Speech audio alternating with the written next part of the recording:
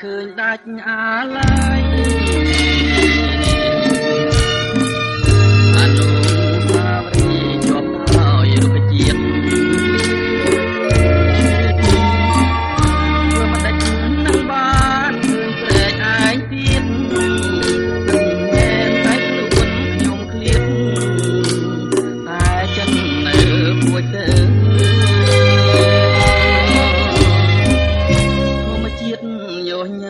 ដែលធ្លាប់មករាំងទាំងឥឡូវប្រែប្រាំងទៅជាសត្រូវអនុស្សាវរីយ៍ជាប់នៅដោយផ្លូវតាមហើយនេះទៅលែងឃើញព្រែកឯងទៀតហើយ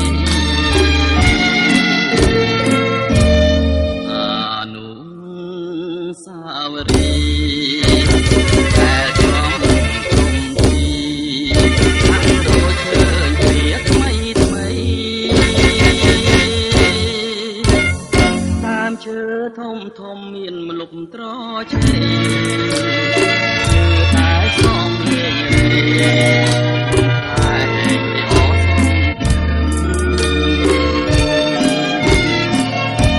ព្រេងដែលខ្ញុំគិតថាមិនប្រត់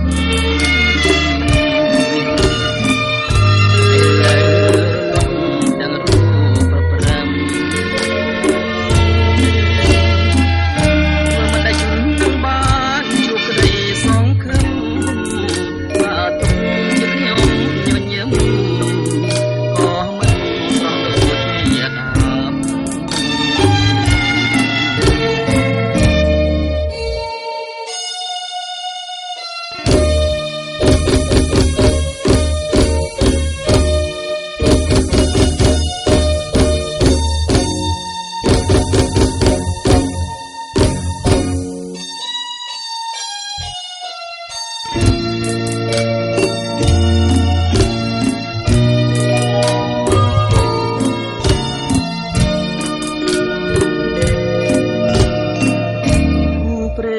ដែលខ្ញុំគិតថាមិនប្រត់